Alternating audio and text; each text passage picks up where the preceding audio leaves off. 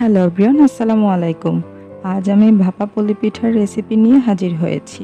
আশা করছি এই পুলি পিঠার রেসিপি আপনাদের সবার ভালো লাগবে। তো এর জন্য প্রথমে আমি পুর তৈরি করে নিব। পুরের জন্য লাগছে 1 কাপ নারকেল কোড়ানো, খেজুরের গুড় 1/2 কাপ। গুড়ের পরিবর্তে আপনারা চিনিও ব্যবহার করতে পারবেন। সাথে দিচ্ছি 2টি এলাচ, 2টি দারচিনি, 1টি তেজপাতা। এরপর দিয়ে দিচ্ছি 1/2 কাপ লিকুইড দুধ। এই পুরে যদি আপনারা দুধ ব্যবহার করেন তাহলে আপনারা নিজেরাই বুঝে যাবেন পুরের টেস্ট কতটা বেড়ে যায়। এখন নেড়ে চেড়ে দিচ্ছি। 4 থেকে 5 মিনিট ভাজার পর তুলে নিচ্ছি। পুর একদম ড্রাই করা যাবে না, একটু নরম নরম জুসি থাকতে তুলে নিতে হবে। এখন আমি পিঠার জন্য কাইটা তৈরি করে নিব। একটি প্যানে দিচ্ছি 2 কাপ পানি আর পরিমাণ মতো লবণ। এরপর দিচ্ছি 2 কাপ ভেজা চালের গুঁড়া। আপনারা শুকনো চালের গুঁড়া দিয়েও করতে পারবেন, সেক্ষেত্রে পানির পরিমাণটা একটু বেশি লাগতে পারে। এবার ঢাকনা দিয়ে ঢেকে রেখে দেব 5 মিনিট। এই পর্যায়ে চুলার আঁচ থাকবে একদম লোতে। 5 মিনিট পর ঢাকনা তুলে নেড়েচেড়ে মিশিয়ে দিচ্ছি।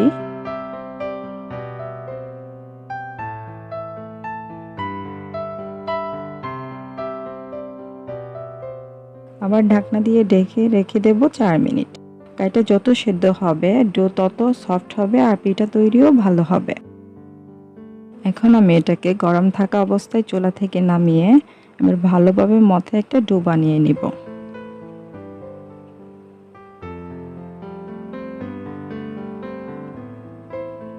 যতক্ষণ পর্যন্ত একটা মসৃণ ডো হচ্ছে ততক্ষণ পর্যন্ত মথে নেব।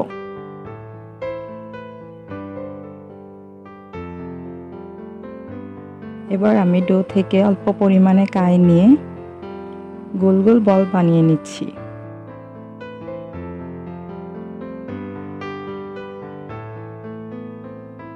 এখন এগুলোকে একটা ভিজা পাতলা কাপড় দিয়ে ঢেকে রাখছি যাতে উপরের পার্ট ড্রাই না হয়ে যায়।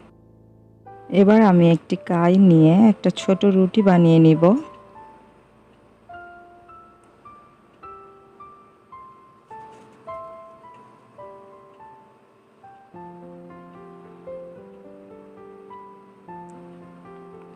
রুটি খুব বেশি পাতলা আবার খুব বেশি ভারীও করা যাবে না। এখন রুটির মাঝ বরাবর পুর দিয়ে আঙুল দিয়ে ভালোভাবে চেপে মুখটাকে বন্ধ করে দিব।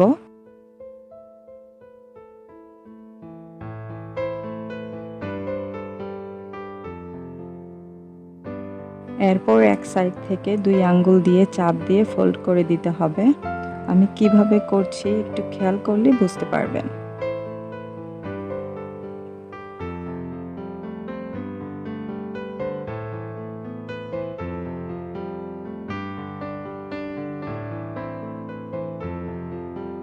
এই তো হয়ে গেল, কি সুন্দর ডিজাইন।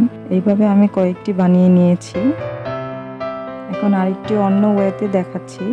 এইভাবে মূলত গ্রামে আমাদের মা চাচিরা করে থাকে। তো একটু ডো নিয়ে 2 হাতের আঙুল দিয়ে চেপে চেপে ঠিক ছোট একটা রুটির সমান ছড়িয়ে নিব।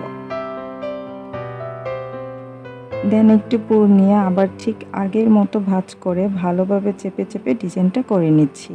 একটা ব্যাপার খেয়াল রাখতে হবে, পিঠায় প্রয়োজন থেকে খুব বেশি পুর দেওয়া যাবে না, তা না হলে ডিজাইন করার সময় পুর বেরিয়ে আসবে।